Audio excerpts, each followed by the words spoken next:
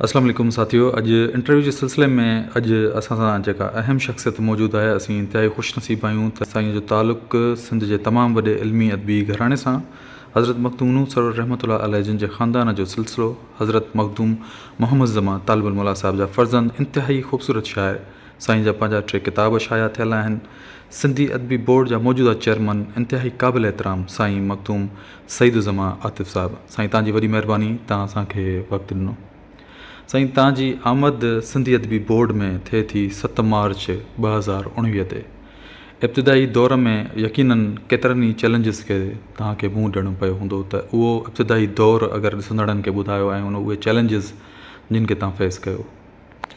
बिस्मिल्लाहिर्रहमानिर्रहीम। महिरबानी। असल में आउं जॾहिं चेयरमैन थी आयो तंहिं वक़्त जे हिसाब सां बि गुज़िरियल चेयरमैननि तमामु सुठा कम कया, बिल्डिंगूं बि ठहियूं, किताब बि छपिया, पर तंहिं हूंदे बि तमामु घणी ज़रूरत हुई इन्हनि कमनि कारनि जी।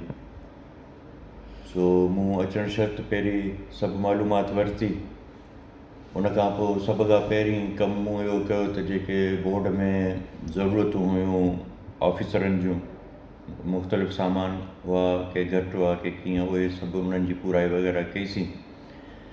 ऐं इंतिज़ामी तौर ते सॼे मामले खे सेट करण खां पोइ वरी किताब ज़ाहिरा प्रायोरिटी आहे, त उहे जी छपाई जो सॼो प्रोग्राम वग़ैरह ठाहियोसीं, कमेटियूं वग़ैरह। उन खां पोइ जेको बोर्ड जी सूरत हाल हुई तमामु ठीकु हुई, पर कुझु ज़रूरतूं हुयूं जिन जे करे उन ते ध्यानु ॾियणु बिल्डिंग्स वग़ैरह ते ज़रूरी हो। पोइ आहिस्ते आहिस्ते उहो कमु शुरू कयोसीं। ऐं जीअं ई चेयरमैन थी आयुसि त पहिरीं सरकार असांजा 72 लख कटे छॾिया किताबनि जे मद में। वरी ॿी क़िस्त मां 25 लख कटे छॾियो। असां लिख पढ़ कई गवर्नमेंट सां, वाइदो कयूं त वापसि ॾींदासीं, पर पोइ मिलिया कोन। ऐं उन खां अलावा हिते जमील साईं जे दौर में स्कीम मंज़ूर थी रिपेयर जी, ऐं उन में कुझु कमु थियो, कुझु कमु रुकिजी वियो, जंहिंजा तक़रीबन 2 करोड़ 10 लख रुपया सरकार ॾे रहिया थिए।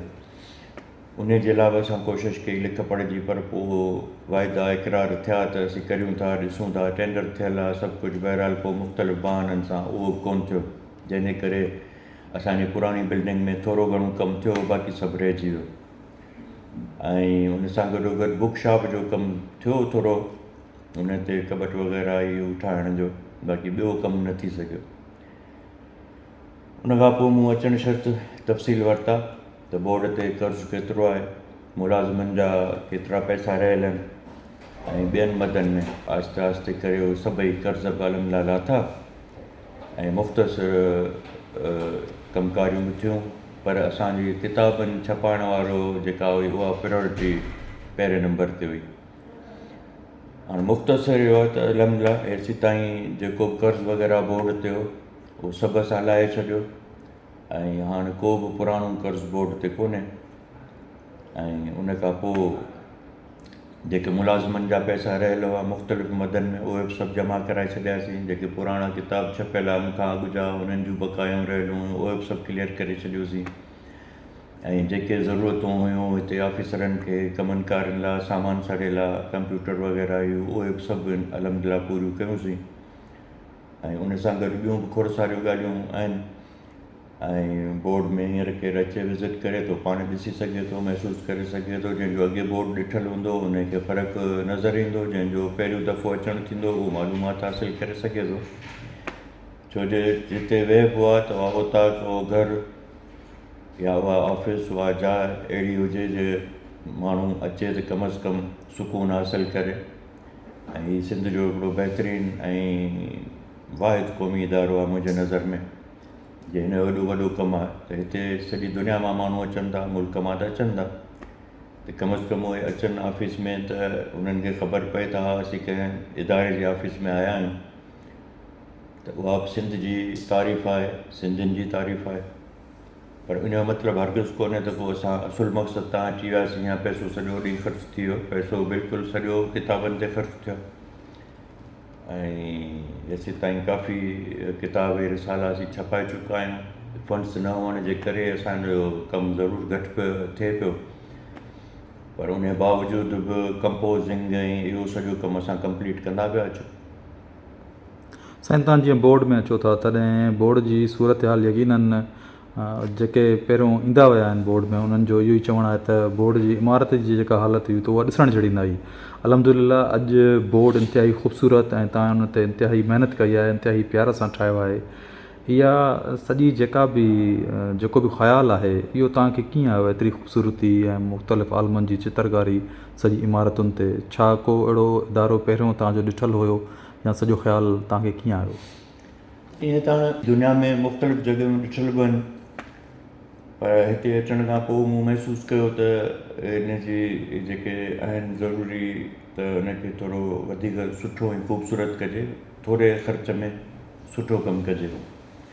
पहिरें नंबर ते त असां कोशिशि कई त जेको कमज़ोर बिल्डिंग हुई या जेके मसइला हुआ पहिरियों उन्हनि जूं रिपेयर वग़ैरह उहे सभु असां कयूं। उन खां पोइ आहिस्ते आहिस्ते जेके ज़रूरतूं हुयूं उन्हनि खे आहिस्ते आहिस्ते इहे कमु असां शुरू कयो। जीअं मुख़्तलिफ़ हंधनि ते सफ़ा ईअं जंग वांगुरु किसो लॻो पियो त उनखे साफ़ु कराइणु, सवलो कराइणु, पोइ उते पार्क रखाइणु। ऐं कुदरती ॻाल्हि इहा थी अलाह जे करम सां त हिते असां वटि पाणी मिठो निकिरी आयो, उनजो असां बोर करायो। जॾहिं पाणी असांजो पंहिंजो मिठो निकिरी आयो त 4 बोर असां पंहिंजा कराया।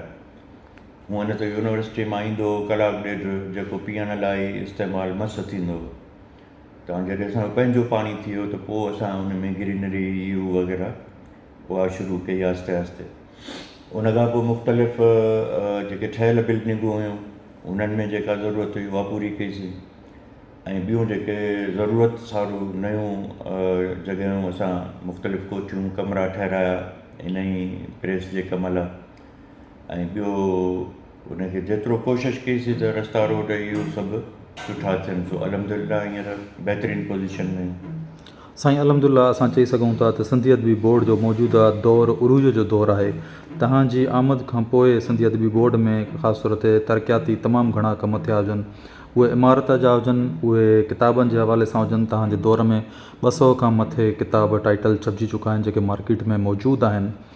ऐं बाबे GM सैयद ठहण खां वठी वेंदे अंदरि इमारत ताईं तव्हां बोर्ड खे मशीन ॾियारी। इन्हनि स्कीमुनि बाबति अवां ॾिसंदड़नि खे कुझु ॿुधाइणु चाहींदव? असां त अलहमदिल्ला काफ़ी कम कया आहिनि जेके ज़रूरी हुआ। हाणे बाबे GM सैयद जेको ठहियो हो त पहिरीं इहो गेट तइमीर थियो, हुन में उहो तइ कोन थियलु हो त हुन जो नालो कहिड़ो रखिबो। हिकिड़ो गेट तइमीर थियो, जॾहिं मुकमिल थी तइमीर त पोइ इहो ख़्यालु आयो मूंखे त छो न GM सैयद जे नाले कजे, छो जो इन बोर्ड जो बानी उहो ऐं उन सां गॾु ॿिया बि हुआ। पोइ इन करे उहो उन नाले सां कयोसीं। ऐं ॿी इमारत जे लाइ तव्हां मुख़्तसिर ॿुधाए चुको आहियां त जमील साइन जे दौर में मंज़ूरु थिया त हीअ जेका पंहिंजी ऑफिस आहे हींअर हिन वक़्तु चेयरमैन ब्लॉक, या जेका लाइब्रेरी आहे या ऑडिटोरियम आहे, त इहे शयूं त उन दौर में कंप्लीट थी चुकियूं हुयूं। बाक़ी उन में कुझु रहियल सेल ॻाल्हियूं हुयूं।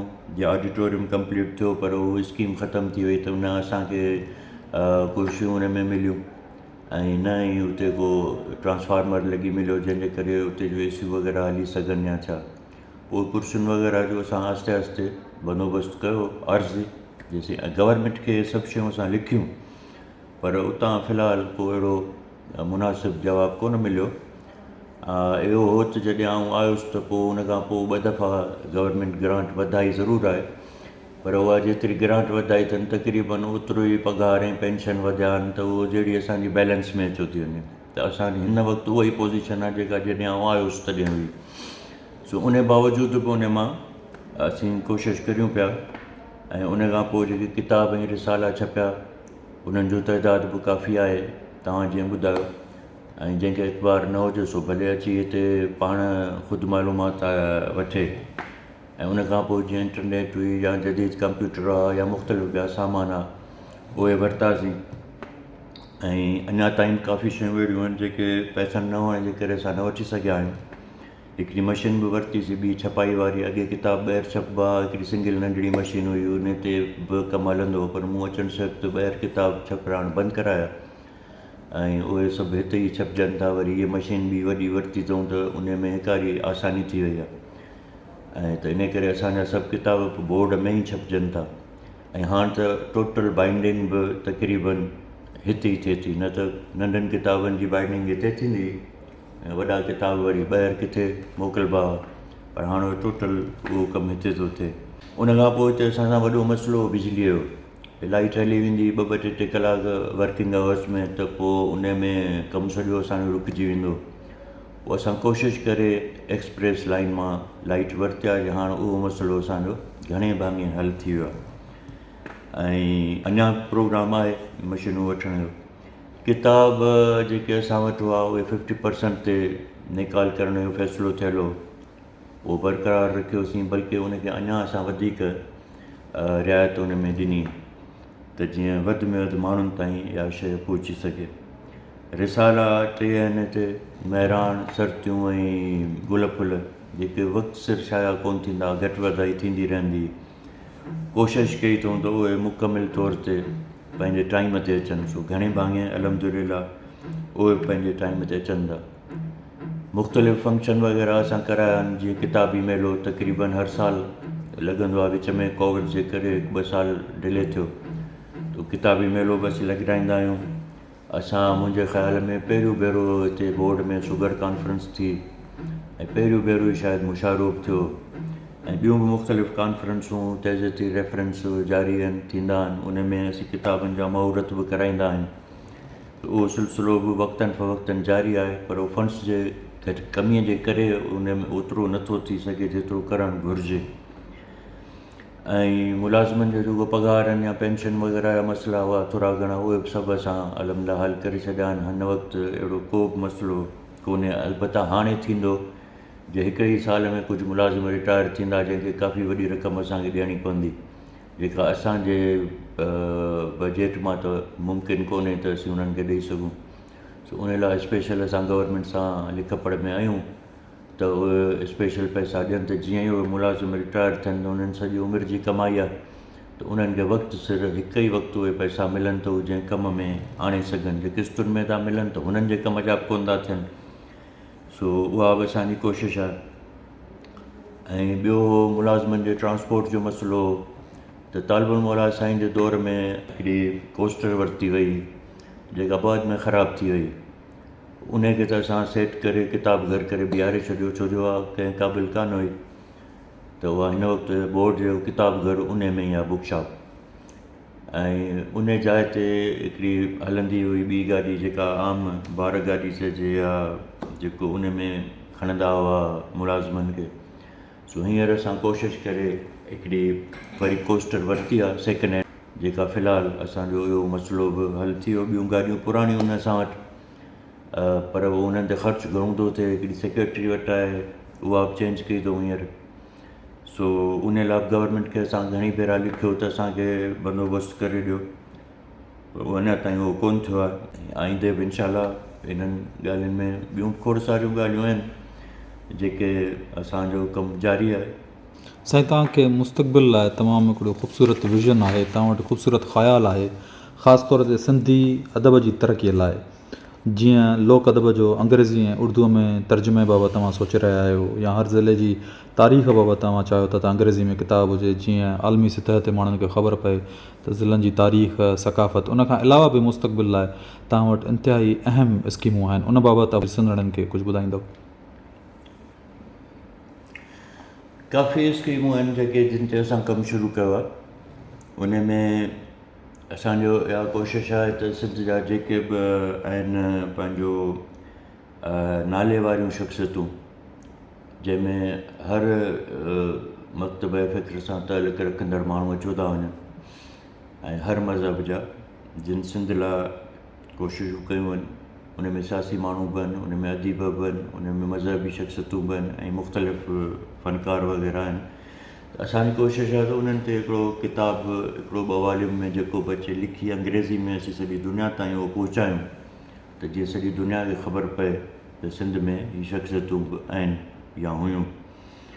अहिड़ी तरह सां हिकिड़ो ॿियो किताबु जी असांजी कोशिशि आहे त उहो सिंध जे सक़ाफ़त बारे में, उहो बसि अंग्रेज़ी में छपाए पूरी दुनिया ताईं उहो पहुचायूं त असांजे सिंध में हीअ सभु शयूं आहिनि।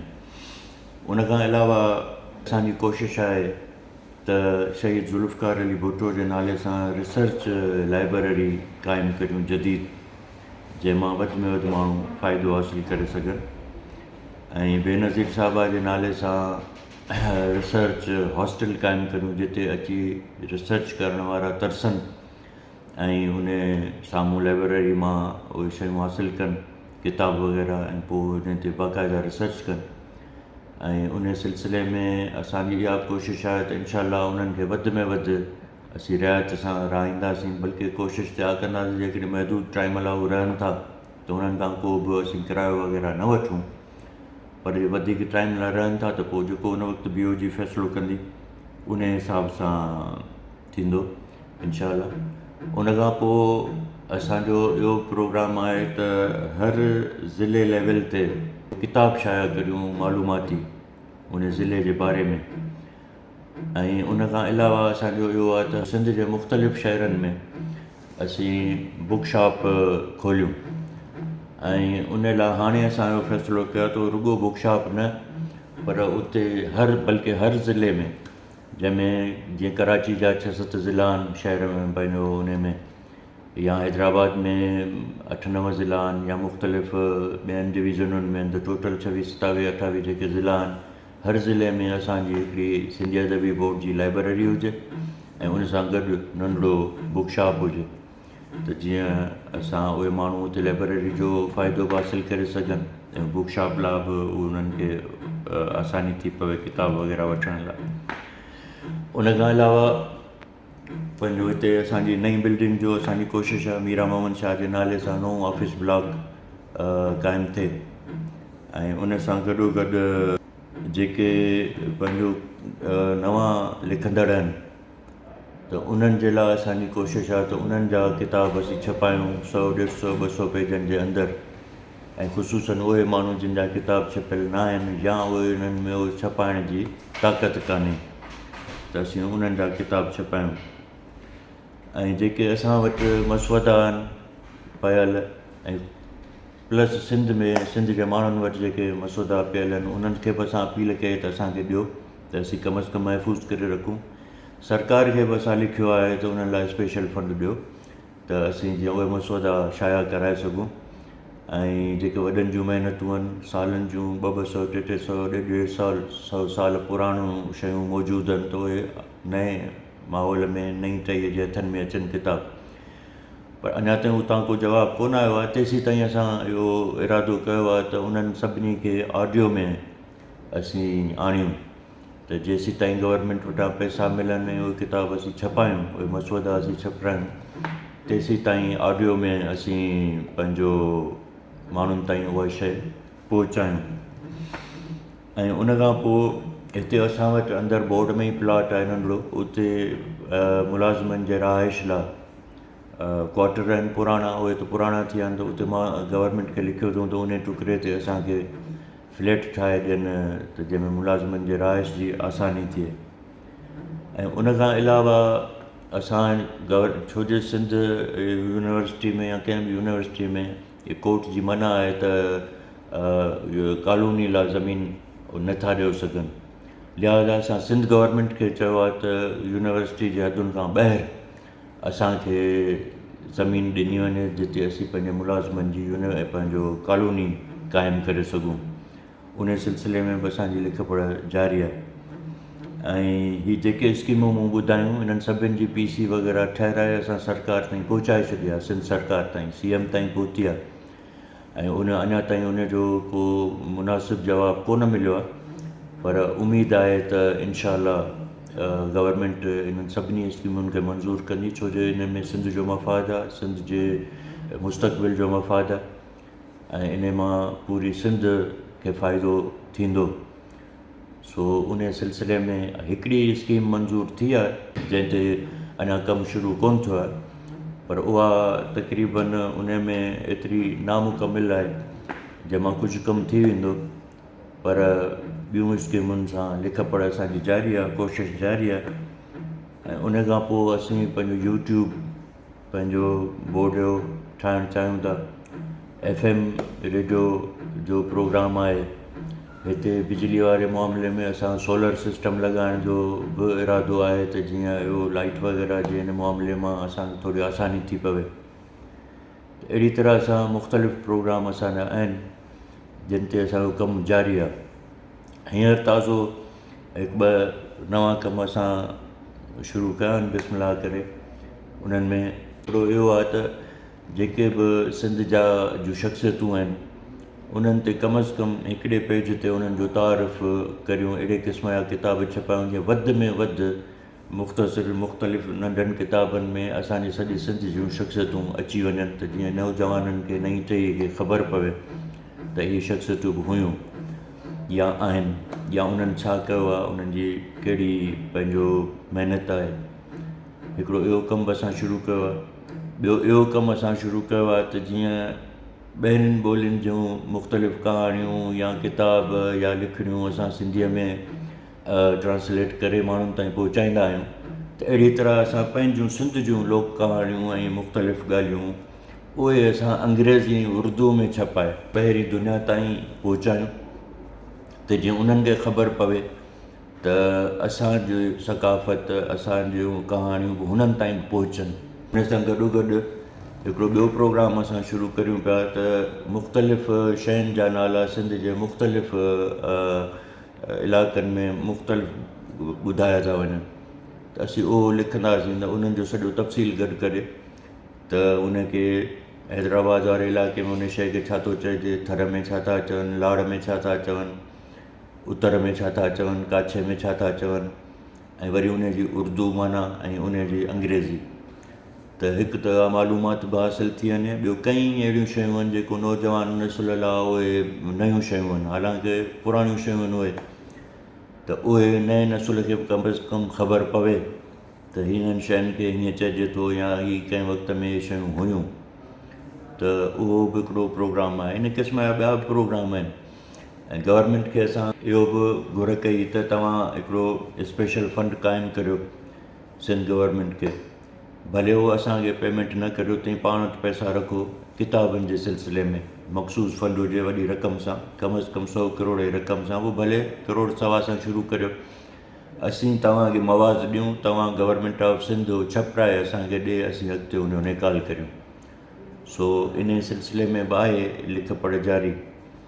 सो इहे सभु कोशिशूं आहिनि ऐं ॿियो मुख़्तलिफ़ इदारनि सां बि असांजे लाइ विचड़ाए त इन मामले में बोर्ड सां ताउन कनि ऐं सो इंशाअल्लाह कोशिशि जारी आहे, अलाह कंदो त बहितरु थींदो। बोर्ड में अल्हम्दुलिल्लाह हाणे जेके बि लेखक या आम विज़िटर्स जिन जे लाइ तव्हां राति जो 8 खां 9 वॻे ताईं पब्लिक करे छॾियो आहे त उहे अचनि था सिंधी अदबी बोर्ड खे ॾिसनि था। उन्हनि पाण चयो आहे त उन्हनि जा जेके तासुरात आहिनि त असां कॾहिं बि अहिड़ो डिपार्टमेंट ख़ासि तौर ते सरकारी इदारो एॾी ख़ूबसूरतीअ में असां कॾहिं बि न आहे ॾिठो। विज़िटर्स लाइ तव्हां राति जो 9 वॻे ताईं ओपन करे छॾियो आहे। किताबनि में तव्हां तमामु घणी रिआयत ॾियो पिया। जेके अॼुकल्ह सिंध जे मुख़्तलिफ़ लाइब्रेरीज़ में किताब वञनि पिया उन्हनि जी का कॉस्ट कोन्हे, सिर्फ़ु इन जे करे त नौजवान नसुल पढ़ी सघे। उन्हनि नौजवाननि खे तव्हां छा पैगाम ॾींदव? पहिरीं ॻाल्हि इहा त असां वटि काफ़ी ज़ख़ीरो किताबनि जो हो जंहिंजो निकाल हूअं ई घटि पियो थियो ऐं इहो इम्कान हो त उहे हिते रखे रखे ख़राबु न थी वञनि ऐं लखें रुपया उन्हनि ते बोर्ड ख़र्चु कया ऐं उहे जंहिं मक़सद लाइ छपिया विया त माण्हुनि ताईं पहुचनि पढ़नि।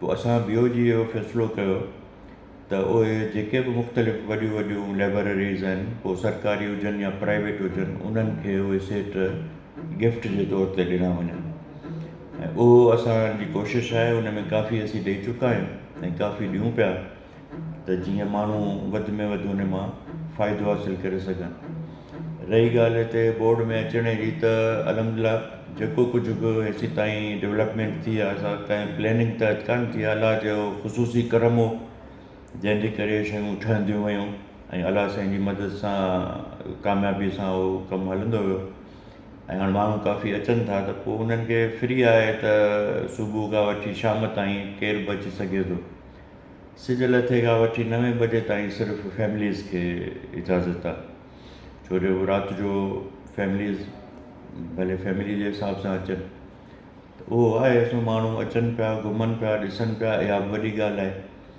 ऐं हिकिड़ो बहितरीनु इदारो आहे।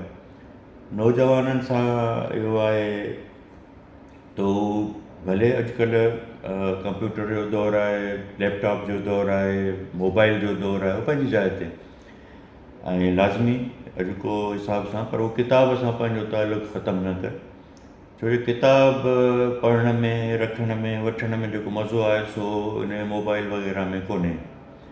ऐं ख़ासि करे फ़ुर्सत जो साथी बि आहे ऐं उन्हनि खे खपे त वधि में वधि लिखनि बि, मुख़्तलिफ़ जिन बि सिन्फ़ुनि ते लिखनि, शाइरी आहे त शाइरी, नसर आहे त नसर, ऐं जेकॾहिं उहे असांखे मोकिलीनि बोर्ड खे त असीं महफ़ूज़ कंदा वेंदासीं। ऐं जिन नौजवाननि जा या जेके बि मतिलबु रुॻो नौजवान न, पर उहे लिखंदड़ सिंध जा माण्हू जेके पंहिंजूं लिखणियूं शाया नथा कराए सघनि, त उहे जेकॾहिं असांखे मोकिलीनि ऐं उन्हनि जो एतिरो तइदादु हुजे जंहिंमां 100-150 पेजनि जो किताबु थी सघे थो, त इनशाला असीं शाया कंदासीं जीअं जीअं असां वटि फंड्स ईंदा, त कम अज़ कम तेसीं ताईं महफ़ूज़ हूंदो असां वटि। असां हींअर बि आहे कोशिशि कई आहे त वधि में वधि असीं कंपोज़ कराए किताब रखी छॾियूं, त जीअं ई गवर्नमेंट पैसा ॾिए त असीं फ़ौरन छपायूं, बजाए जे पोइ नई सां कोशिशि करियूं। सो अहिड़ी तरह सां उन्हनि खे लिखणु बि खपे, हिक ॿिए खे इम्तिहान बि खपे ऐं असां ताईं बोर्ड में उहे शयूं जमा बि कराइणु खपनि। जिन माण्हुनि वटि पुराणा मुसवदा आहिनि वॾनि जा रखियल, उन्हनि खे बि गुज़ारिश आहे त उहे पंहिंजा मसवदा जमा कराइनि बोर्ड में। अगरि उहे असुल कापी नथा ॾियणु चाहिनि, पाण वटि रखणु था चाहिनि त ॾाढो सुठो, त असांखे कम अज़ कम अचनि त असीं उन्हनि जी फ़ोटो कापी कराए रखूं ऐं उन में हू आज़ादु हूंदा, जॾहिं बि चाहिनि त पंहिंजो उहो छपाए सघनि था। उन असांजी का पाबंदी उन्हनि ते कान हूंदी, सिर्फ़ु असांखे एतिरो ॿुधाइनि ज़रूरु त असां छपाए छॾियो आहे, असीं हिकु त उन्हनि खे महफ़ूज़ करे रखूं, छो जो अॼुकल्ह मुल्क जा हालात आहिनि, पंहिंजो मुख़्तलिफ़ अला पनाह ॾे आफ़तूं अचनि थियूं, मींहं बरसातूं, पंहिंजो ॿोॾूं, त उन में इहे शयूं ज़ाया थियण जो ख़दशो आहे।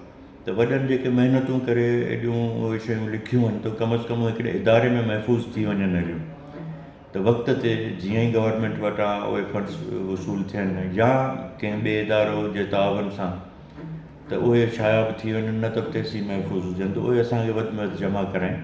हू आज़ादु हूंदा, हक़ वास्ता उन्हनि जा पंहिंजा हूंदा, असीं उन्हनि ते पाबंदी कान हणंदासीं त असांखे ॾियण खां पोइ हू न शाया कराइनि, हू भले शाया कराइणु चाहिनि त कराए सघनि था। इहा बि अपील आहे ऐं उन सां गॾोगॾु इहो बि सभिनी धुरनि खे अपील आहे। धुरनि सां मुंहिंजो मतिलबु आहे उन में अदीब अची विया, उन में सियासतदान अची विया, उन में ऑफिसर अची विया, उन में जेके बि हैसियत रखंदड़ सिंध जा माण्हू आहिनि, असर रसूख़ वारा, उहे बि अची विया, त उहे हिननि जेके असां स्कीमूं हींअर मूं ॿुधायूं, इहे सभु इन्हनि ते असांजी सपोर्ट कनि, सिंध गवर्नमेंट खे पंहिंजे तनज़ीमुनि जे तरफ़ां लिखनि, मुतालबा कनि, अख़बारुनि में लिखनि, मीडिया खे खपे त असांजी सपोर्ट कनि ऐं सिंध गवर्नमेंट खे लिखनि, असीं बि लिखूं था, त इहे शयूं कंहिं हिकिड़े फ़र्द या हिकिड़े ख़ानदान या हिकिड़े कंहिं महदूद हल्के लाइ कोन्हनि, इहे शयूं पूरी सिंध लाइ आहिनि, पूरे मुल्क लाइ आहिनि। त इन्हनि मां इहे सभु थींदियूं त उन मां सिंधियुनि खे ई फ़ाइदो आहे, सिंध खे ई फ़ाइदो आहे। ऐं जे तारीख़ ऐं किताब असांजे हथनि मां वियो हलियो त पोइ त को मज़ो ई कोन्ह थींदो। इन करे इन तरफ़ ध्यानु ॾियणु खपे, ख़ुशूसनि अदबी तबिके खे ऐं क़ौम परस्त तबिके खे, चाहे उहे अदब में हुजनि या सियासत में हुजनि या जिते बि हुजनि। साईं, असीं दुआगू आहियूं त इंशाअल्लाह ताला इन्हनि स्कीमुनि में अव्हां जी ज़रूरु कामयाबी थींदी। इंशाअल्लाह, वक़्तु ॾियण लाइ तमामु घणी महिरबानी साईं। तव्हांजी महिरबानी।